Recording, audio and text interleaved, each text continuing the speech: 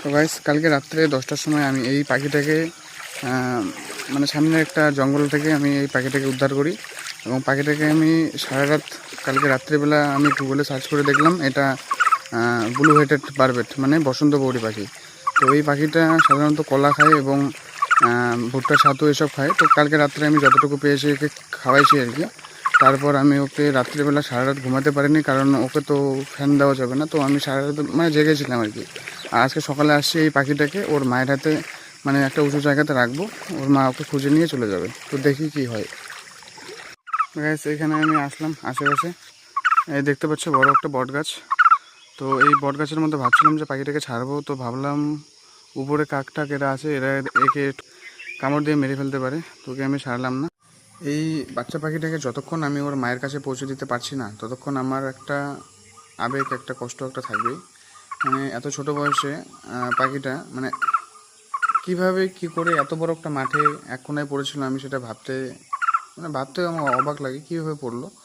তো সেটা বড় কথা না, বড় কথা আমি যথেষ্ট পরিমাণে চেষ্টা করব একে ওর মায়ের কাছে পৌঁছে দেওয়ার জন্য, কিন্তু আমার যথেষ্ট চেষ্টা করব, তারপরে যা হওয়ার হবে। কিন্তু আমি ওর মায়ের কাছে না পেলেও আমি একে মানে আমার বন্ধু হিসাবে পালন করব। কালকে রাত্রে আমি জেমিনিতে সার্চ করছিলাম, তো এর খাইতে কী কী পছন্দ লাগে। তো এর নাকি যে বট গাছ হয় না, বট গাছের যে পাকা ফলটা খেতে নাকি ভালোবাসে। তো আমি সেখানে গেলাম, ওই বট গাছটা তোমরা যে দেখলে, সেই বট গাছটার বড় পাকা ফল আমি খুঁজতে গেলাম, কিন্তু আমি বড় পাকা ফল আমি খুঁজে পেলাম না। বট গাছটা বহুত বড়, কালকে রাত্রে বৃষ্টি হয়েছিল। তো গাছে চড়াটা মনে হয় না ঠিক হবে, কারণ বট গাছে অনেক সাপ টাপ থাকে। তো আমি বট গাছের ফলটা না খাইয়ে ওকে আমি পাকা কলা অথবা পেঁপে টেপে কিছু খাইয়ে দেবো। ওকে আমি ছোটো থেকে বড় করব, তারপর যখন ও উঠতে পারবে তখন আমি ওকে ছেড়ে দেবো। যদি ও আমাকে ভালোবাসে তাহলে একটু রিটার্ন আসবেই না। একটু আগে ও একদম মানে একাই এখান থেকে উড়ে উড়ে এখানে জঙ্গলে গিয়ে যে ছিল আর কি।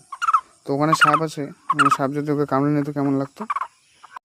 গাইস ফাইনালি আমি ওর মাকে পেয়ে গেলাম। এখন ওকে আমি ওর মায়ের কাছে পৌঁছে দেবো। দেখো ওর মা, এ দেখো বাচ্চা। আমি প্রচণ্ড খুশি, কিন্তু মন থেকে খুব কষ্ট লাগছে।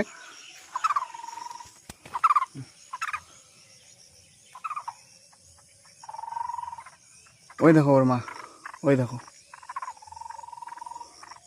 আমার হাতে, ওই দেখো ওর মা, ওই দেখো ওর মা আসছে। দেখো পাখিটা আমি ওইখানে ছেড়ে আসলাম, ঠিক আছে। ওর মা ওই সাইডে গেছে, মানে আমাকে দেখে ভয় পেয়েছিল, তাই ওই সাইডে চলে গেছে। দেখো কি হয়। তো পাখিটা দেখো আস্তে আস্তে যাচ্ছে ওর মায়ের ওই দিকে।